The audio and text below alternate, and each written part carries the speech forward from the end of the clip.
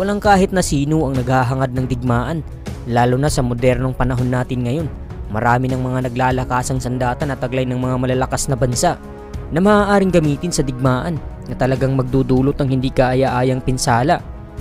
Ngunit minsan na itong nangyari ng ilang beses sa kasaysayan ng ating mundo.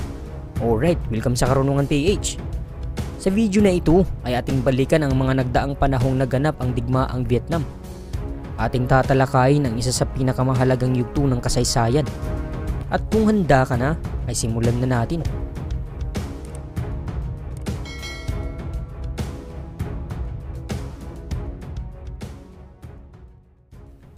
Ang digmaang Vietnam ay isang mahabang panahon ng kaguluhan at labanan na naganap mula 1955 hanggang 1975 sa pagitan ng komunista na Hilagang Vietnam na suportado ng bansang komunista tulad ng China at Unyong Soviet o Russia laban sa Timog Vietnam na suportado naman ng Estados Unidos at iba pang mga kaalyado nitong bansa. Nagsimula ang digmaang Vietnam bilang isang resulta ng politikal na hidwaan at nasyonalistang kilos sa loob ng Vietnam. Ang mga komunista sa Hilagang Vietnam na pinamumunuan ni Ho Chi Minh ay nagnanais na palawigin ang kanilang kontrol sa buong bansa, habang ang Timog Vietnam naman na sinusuportahan ng Estados Unidos ay pumipigil sa pagkalat ng komunismo. Noong simula ng ika-20 siglo, ang Vietnam ay nasa ilalim pa ng kolonyal na pamamahala ng Pranses, ngunit unti-unting bumangon ang mga puwersang nagnanais ng kalayaan na nagdulot ng mga alitang pampulitika. Sa pag-usad ng panahon, lumakas ang kilusang komunista sa ilalim ng pamumuno ni Ho Chi Minh. Si Ho Chi Minh ang naging leader ng kilusang Viet Minh na nagsusulong ng kalayaan mula sa dayuhang pamumuno ng Pranses. Ito ang naging simula ng tensyon sa rehiyon na humantong sa pagsiklab ng digmaang Pranses at Vietnam o France-Vietnam War noong dekada 40. Ang digmaang ito ay mas kilala bilang unang digmaang Indochina, kung saan nagsilbing labanan ng mga lokal na puwersa ang pamamahala ng mga Pranses sa kanilang bansa. Sa kabila ng mga pag-aalsa at labanan, natapos ang mga taon ng digmaan. Nakamit ng mga revolusyonaryong puwersa ang kanilang layuning kalayaan mula sa kolonyal na hawak ng Pranses. Subalit hindi pa pala dito magtatapos ang kaguluhan sa loob ng bansang Vietnam. Sa mga taong 1945 hanggang 1954, matapos ang ikalawang digmaang pandaigdig, nahati ang Vietnam sa dalawa, ang Hilaga at ang Timog Vietnam. Nagkaroon ng mainit na tensyon sa dalawang magkaibang panig.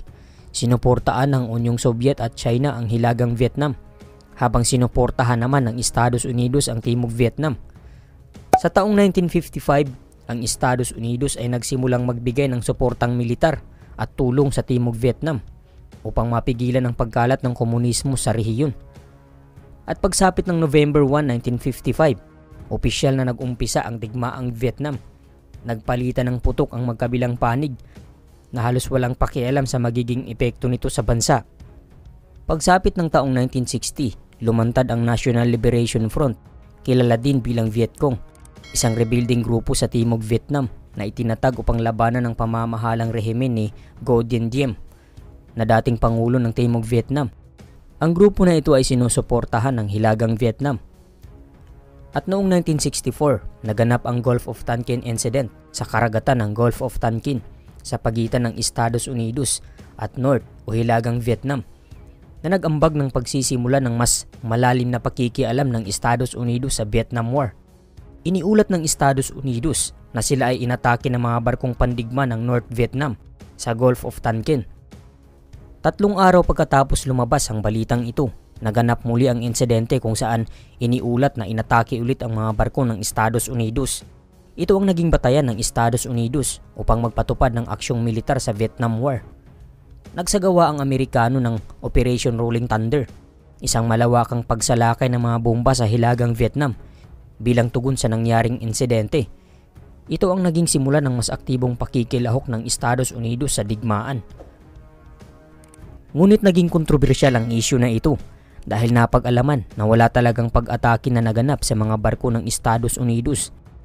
Nagkaroon lamang ng hindi pagkakaunawaan ng bawat panig. Taong 1965, nagpadala ng malalaking tropa at kagamitang militar ang Estados Unidos sa Timog Vietnam sa ilalim ng Operation Mariner at Operation White Wing. At 1968, naganap ang Tet Offensive, isang pagsalakay ng mga komunista sa mga lungsod at base militar sa Timog Vietnam. Bagamat ito naging militarily unsuccessful para sa mga komunista, ito ay nagdulot ng pagkalugmok ng moral sa panig ng mga Amerikano at Timog Vietnamese dahil sa biglaan at malawakang pagsalakay.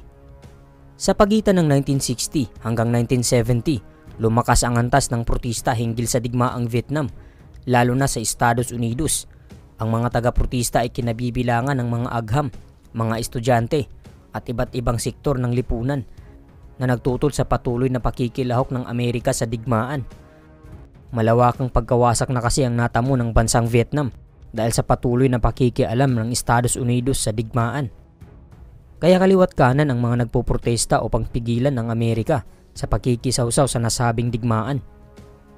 Sa kabutihang palad noong November 3, 1969, inihayag ni Pangulong Richard Nixon ng Estados Unidos ang palisiyang tinawag na Vietnamization.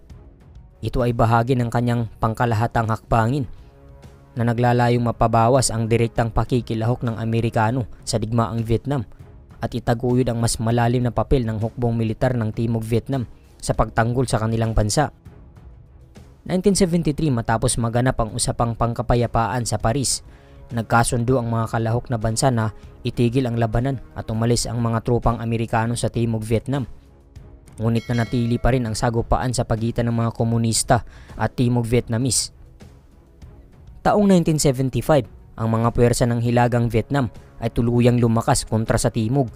Dahil na rin sa kawalan ng suporta ay unti-unting humina ang puwersa ng Timog Vietnam. At noong April 30, 1975, tagumpay na nakuha ng puwersang Hilaga ang Saigon, ang kabisirang lungsod ng Timog Vietnam, na siyang opisyal na pagtatapos ng digmaan. Ito ay tinawag na Fall of Saigon. 1976, ang Hilaga at Timog Vietnam ay nagsanib upang bumuo ng iisang bansa na tinatawag na Socialist Republic of Vietnam na may kabisira sa Hanoi. Mga taong 1980s, ang Vietnam ay naranasan ang mga ekonomikong pagsubok dahil sa mga pinsalang dulot ng digmaan. Subalit sa mga taon ding ito, nagsimulang magkaroon ng mga hakbangin tungo sa mga ekonomikong reforma at taong 1990, naging mas bukas ang ekonomiya ng Vietnam sa pamamagitan ng pagsulong ng mga reforma sa ekonomiya at pag-angat ng mga trade barriers. Ito ang nagdulot ng paglago ng ekonomiya ng bansa.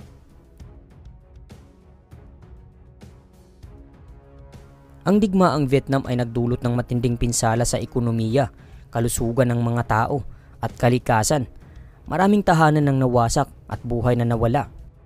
Nakaapekto din ito sa kultural na pagbabago ng bansa at nagdulot ng malalimang pagkakawatak-watak sa mga pamilya at komunidad. Sa internasyonal na antas, ito ay nag-ambag ng masusing pagbabago sa political landscape ng Asia at sa kalakaran ng Cold War. Kung nagustuhan mo ang video na ito, ay huwag mo namang kalimutang mag-iwan ng like at subscribe at i-share mo na rin upang mas marami pa ang makakapanood. Laging tandaan na lamang ang taong puno ng karunungan. Hanggang sa muli at maraming salamat sa pagsubaybay.